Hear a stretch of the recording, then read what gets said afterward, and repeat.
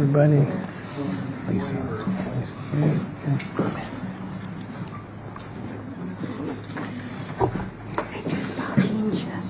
Jean's still coming. Oh, Jean's still coming in. My apologies.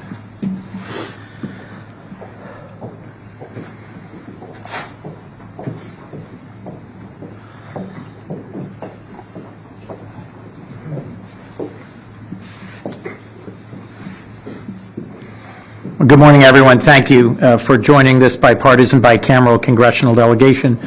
We appreciate the opportunity to give you a quick update on our trip so far. I'm honored to be joined by a group of senators that includes Senators Durbin, Shaheen, Murkowski, and Tillis, and members of the House that includes Congressman Meeks, Congressman Senator Welch. I neglected Senator Welch. Congressman Meeks, Congressman Hoyer, Congresswoman Jacobs, Congresswoman Dean, and Congresswoman McBride. We represent a very wide range of states and backgrounds. We serve on most of the major committees of Congress. And I am so grateful for their attention and engagement over the last few days. We've had the opportunity to meet with and hear from a very wide range of Danish and Greenlandic representatives. We had a terrific and constructive meeting with the Prime Minister and the Greenlandic Prime Minister, with the Defense Minister and Foreign Minister, the Deputy Prime Minister, with Danish industry, a purposeful lunch that was a good opportunity to hear from Danish industry. At the think tank DIIS, I think the Danish Institute for International Studies, and a really robust conversation with Parliament. In every one of these meetings or conversations, there were representatives from throughout the Kingdom of Denmark. The conversations we've had have reinforced a few simple points. One is that for 225 years, the United States has been blessed to have a good and loyal and trusted ally and partner in the Kingdom of Denmark. Later today, we will go to Castellet and lay a wreath to express our deep gratitude for the Danes who served alongside Americans in Afghanistan, Iraq, and elsewhere, and who lost their lives in defense of our common commitment to peace and to freedom. As an original NATO ally, Denmark has been a tremendous partner for us in security, and that relationship is rooted in deeply shared values, values of democracy, of self-determination, and of respect for territorial integrity. The conversation with Danish industry reinforced that Danish businesses invest heavily in the United States. They're the 16th largest source of foreign direct investment. There's roughly 200,000 Americans who enjoy great jobs because of Danish exports and investment in the United States. In listening to conversations we've had with the both think tank and that Senator Shaheen had with students at a university here, we got a broader range of the views of the people of Denmark. And in our purposeful and concrete conversations with parliamentary leaders, members of the cabinet and the Prime Minister, both Danish and Greenlandic, we had a chance to discuss the current moment and how we move forward in a constructive way. A few simple observations. There are no pressing security threats to Greenland, but we share real concern about Arctic security going forward. As the climate changes, as the sea ice retreats, as shipping routes change, there are legitimate reasons for us to explore ways to invest better in Arctic security broadly, both in the American Arctic and in our NATO partners and allies. Second is that we seek to find a way forward through this moment that reinforces the 225-year-old partnership and alliance between the people of the Kingdom of Denmark and the United States. And we return to Washington after this trip with a renewed passion for finding ways that we can engage that are respectful and constructive.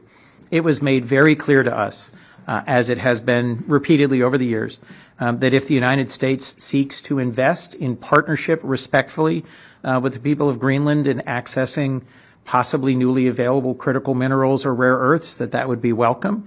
And that in partnership with the Kingdom of Denmark, if we wish to increase our investments in Arctic security, that would be welcome. But the challenge here is for that to be done in a way that is deeply respectful of Danish sovereignty and of our NATO alliance. So with that, I think we're happy to take questions, and we appreciate everyone who's been a part of this. I'm going to call on Trina first, if I might, just to make sure that Greenlandic Press gets a question asked and answered. Thank you and so please, much. I encourage members of this delegation, if you've got an answer that you think we have to give that I've missed, please jump in. Thank you so much, Senator Kuhn. I would like to ask what can Greenland and the Greenlanders do to help this process moving forward? What can you say to them that they can, that they can help with? First, I just hope that you will reinforce that this is a respectful and constructive delegation that came more to listen than to talk.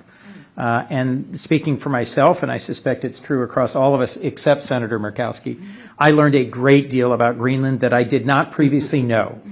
More than anything, that it is a remote and difficult place to live, and that the population of Greenland has managed to carve out of an exceptionally difficult environment, a culture and an approach to living that is worthy of deep respect, and that our assets there are relatively limited, and that our partnership with the Greenlandic peoples is critical to our having a better informed understanding of what the real circumstances are in Greenland and what the possibilities are for respectful partnership.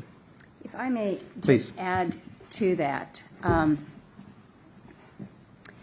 there have been, I think, significant efforts between not only the native people in Alaska, but many Alaska business interests that have formed partnerships and relationships with the people of Greenland, focused on areas of common interest. We understand what it means when small communities are visited by a large cruise ship where the population of the tourists on the cruise ship is 3 times more than the population of your community, and how you still maintain the identity of a community when you have those visitors come in. So we've been sharing some best practices. Our fishermen have been talking to Greenlandic fishermen about how we deal with changes in ocean and the environment. We've been talking about different governance structures. I would encourage the Greenlandic people, keep those avenues of dialogue and partnership open. Oftentimes, when our capitals are in conflict, when the words are perhaps hard to translate at that level, it is at the sub-regional level that we are able to have that level of civility, of optimism, and forward movement that is positive. So I would offer that to the people of Greenland. The second thing that I would suggest is, just as Senator Coons has shared, there is so much that this delegation has learned about not only Greenland, the island, the territory, but about the Greenlandic people. And yesterday when we met with the parliamentarians, one of the things that was so moving was when a young parliamentarian shared the concept of ownership as an indigenous person of Greenland understands it. It is not the same concept that most people in Western society may relate to. So understanding the culture, the people, and only the Greenlandic people can do that. Only they can really share their stories, their lifestyle, and what it means to be part of a very harsh environment in challenging conditions, but that's who you are. And so to suggest that you might want to go move to an easier place doesn't make sense. So share those stories with not only the United States, but share them with the world, because the eyes of the world are on Greenland and Greenlanders. Let's not forget the people. Thank you, Lisa. My first trip to the Arctic was with Senator Murkowski, and you can see why. And there was a very earnest request from the Greenlandic parliamentarians for dialogue and for continued dialogue, which I very much hope Senator Murkowski and others among us will continue to facilitate. Elizabeth, did you have a question? Elizabeth Miller from the New York Times. As you know, Donald Trump has said that he wants to own or take over Greenland because, quote, that's what I feel is psychologically needed for success. I mean, right now, you're a part of a delegation that is engaging in traditional diplomacy, reassuring an ally. You are, doing what has traditionally been done for years and years in a crisis like this. But given that Donald Trump seems to have a psychological need for Greenland, which he says, how can you counter that with traditional methods, especially when so far publicly there have been minimal Republicans opposing this? Well, Elizabeth, thank you for the question. I can't speak to President Trump's psychological needs. That's really not my goal here. Your question, though, is repeating something he has said. I'll say this. One of the things that's been made clear to us is that the people of Denmark are very anxious, are quite concerned, and the people of Greenland even more so, and that this current tone and tempo of statements about acquisition is not constructive. I think I speak for every senator and House member here in that we deeply value NATO, and that this 80-year-old alliance, this partnership, has been absolutely critical to the United States' security and prosperity and success. I was at the NATO summit, as was Senator Shaheen, Senator Tillis, and others. This was a remarkably successful NATO summit last year at The Hague. NATO has dramatically stepped forward. Denmark, the Kingdom of Denmark, is now spending 3.2% of its GDP on security. NATO, in some ways, should be celebrated and embraced as being stronger than ever.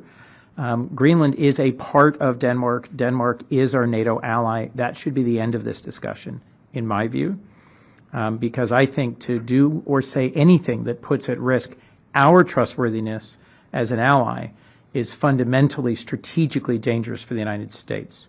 So, in recent conversations with ambassadors from other countries, from the Indo-Pacific, from throughout the world, if we do or say things as a nation, and I'm speaking as a senator, if I do or say something that causes a close and trusted NATO ally, there is almost no better ally to the United States than Denmark.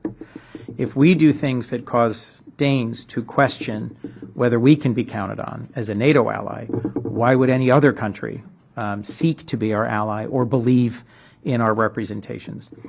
In terms of my psychological needs, knowing that the United States is a respected and trusted ally and partner around the world is a core part of what, speaking for myself, I'm trying to accomplish. And, I'll let others in the delegation disagree if you do, but I think a lot of our security as a nation has rested on our being trustworthy. We're the Article I branch. We are having active conversations amongst ourselves about what is the wisest course of action.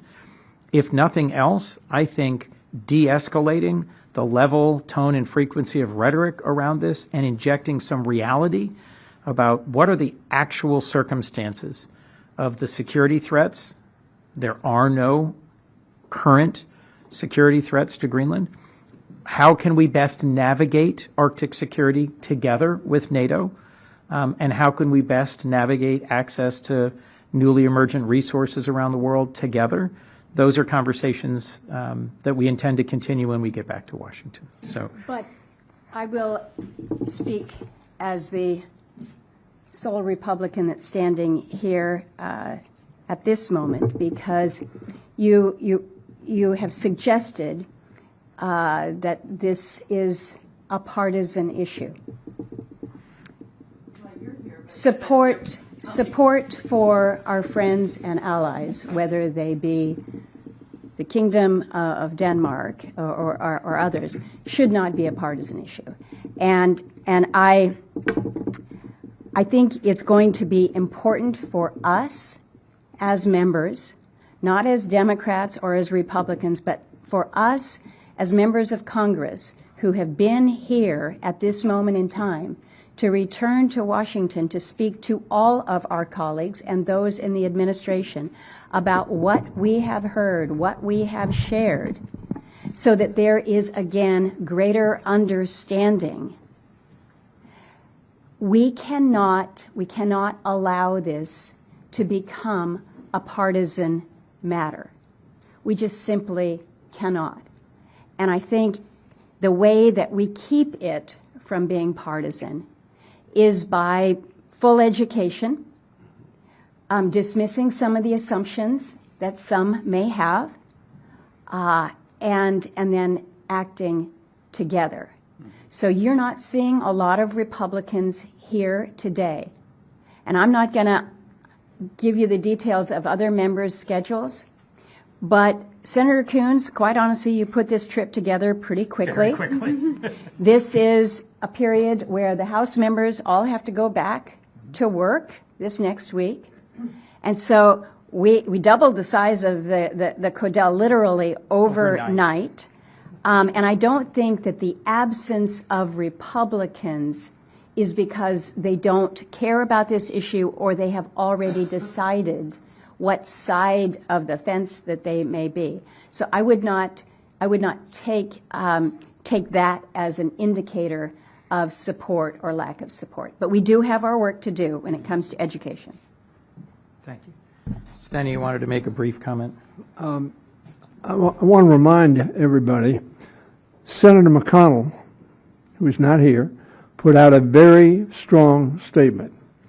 Speaker Johnson and Leader Thune have both implied that this is not an issue they believe is going forward in terms of the President's observation. I think that's important. They're not here, Right. but they are the leaders, the former leader of the Republican Party and the two present leaders have made that clear. And Congressman Hoyer is the co-chair of the Danish caucus in the House, and his co-chair very seriously explored coming with us, as did several others. As Senator Murkowski put it, this was put together on very short order. So, How much support do you have among Republicans in the House and Senate? this is not a nose-counting exercise. This is a trip to come back with ground truth based on a respectful and constructive visit with Danish leaders. Please, if we could, Andrew. Senator, first of all, thank you for being here. Thank you for doing the press conference. Senator Murkowski was just talking a lot about sharing the experiences of Greenlanders, an issue she's worked on a lot in the past, and you all have learned a lot more about on this trip here. As you know, President Trump has talked to top Democrats over the last week. For example, he reached out to Senator Warren. He reached out to Senator Schumer, who met with him at the White House. Seems like President Trump is more interested, or in the mood at least, to talk with Democrats these days. Do you see an opening potentially when you go back to Washington to maybe reach out to the White House, maybe reach out to the President and share these experiences with him, given everything you learned and just the importance of what you're talking about and maintaining the structure of the NATO alliance? I'd certainly welcome the opportunity to talk. We haven't spoken since the inauguration. Secretary Rubio is someone who I served with for 15 years, as did a number of my colleagues. And I think we might also reach out to Secretary Rubio, since those of us who are on the Foreign Relations Committee, that's more directly our point of contact. But frankly, constructive conversation with the Trump administration, in my view, is welcome, because there's a lot of facts on the ground here that are worth exploring and better understanding. Please. And if you'd tell me your name and your outlet, please. Miriam Sessler from the national Danish outlet TV2. Thank you, TV2. I'm going to stay on the subject a little bit with my what my American colleagues also said. One thing is that you have a renewed passion and that you're going to go back with new knowledge and you're going to share it. But is there going to be a bipartisan resolution in Congress? What is going to be concrete out of this trip? Because I think a lot of people in the Kingdom of Denmark, all over, are very interested in knowing what is going to be the output of this trip. And in the same matter, can Senator Murkowski, can you confirm that Danish officials told lawmakers this week they worried an overly partisan vote could undercut or jeopardize their position? I worry that going to a specific legislative vehicle right now today is premature, and that frankly, to the point just made by Andrew, having conversations between our two branches, between those who are here and at many other briefings, the Danish foreign minister was we met with him in the Capitol 48 hours ago, I think. There's been a great deal of very positive diplomacy between Danish representatives and Americans over the last couple of days. Figuring out exactly what the right vehicle is, I think we should focus more on what is successful at de-escalating rhetoric and restoring a sense of trust between allies, rather than saying, I've got a resolution, oh, I've got a bill, no, I'm interested in moving this piece of legislation. What matters here in this moment is the outcome. And I don't think there's any disagreement about a desired outcome of a restored sense of trust and mutual respect between allies. But I'll let Senator Murkowski speak to your question. Elaborate on that? Of course. It doesn't seem like that's the same opinion or the same outcome that the president and his press secretary, for example, have from the meetings that has been between Danes. In my view, the most positive path forward would be a month from now. If I were to come back with a delegation, there'd be almost no one here, because it had stopped being a matter of alarm and understandable concern. So whatever accomplishes that objective, in my view, is the path we ought to take. Senator? We recognize that there have been multiple approaches to what resolutions could be adopted, what legislation could be worked on. Senator Shaheen has drafted a bill that I'm a co-sponsor on that reinforces again the role of NATO and the fact that Congress has a role here. I have teamed up with Senator Gallego with regards to a joint resolution, a sense of the Senate in terms of the shared partnership. We did a resolution, Peter, that was you and I earlier last year, just reinforcing, again, the U.S.-Danish relationship. I think those are constructive, good signals of, hey, we like you, we respect the relationship, and we want to build on that. We want to underscore that. Now, taking something to a vote is different than introducing something, right? Taking something to a vote is different than perhaps a hearing before the Foreign Relations Committee where we get more information out on the table more publicly. Those types of things, again, that advance a positive, constructive dialogue, I think are good. One of the concerns and one of the fears, if you will, and it goes back to the comment that I made earlier about not wanting to make an issue partisan. Sometimes when you actually look at the vote count, it's like, whoa, the Republicans have completely gone this way and the Democrats have gone this way, and so therefore it must be a partisan divide. I don't think, again, we want to encourage any message that makes it appear that support for the Kingdom of Denmark as our trusted and friend and ally for decades and decades should be a partisan issue. Can I say one thing real quick?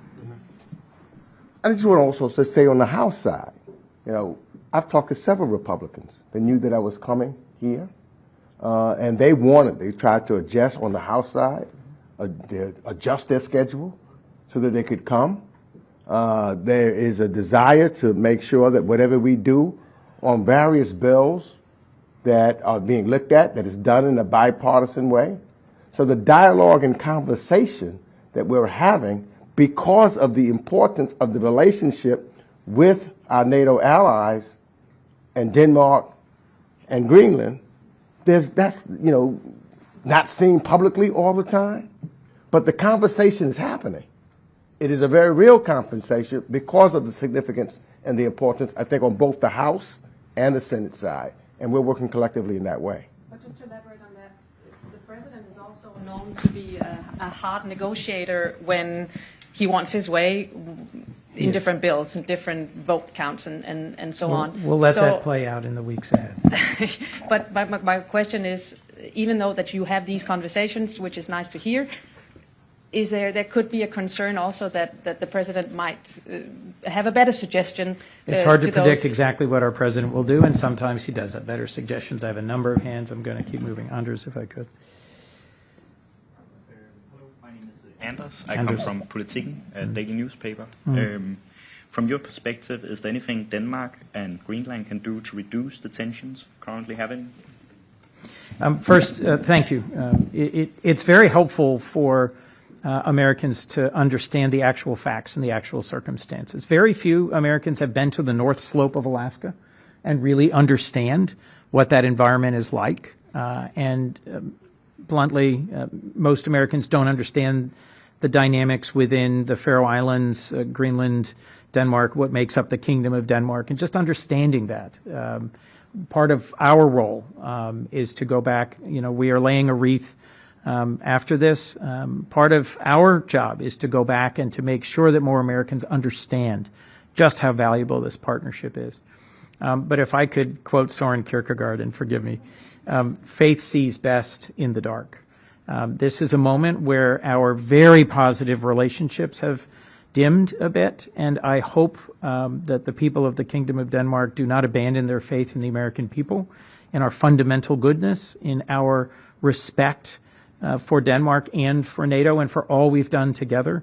The Americans who were deployed and served in Iraq and Afghanistan know better than anyone that Danes served alongside them in some of the hardest missions and in some of the most difficult places and did it honorably and well. And so you've already done the hard work. We simply need to remind our nation of that so that our ongoing conversations domestically within the United States, in members of Congress, and between the branches of our government are better informed by the facts. Thank you. Please.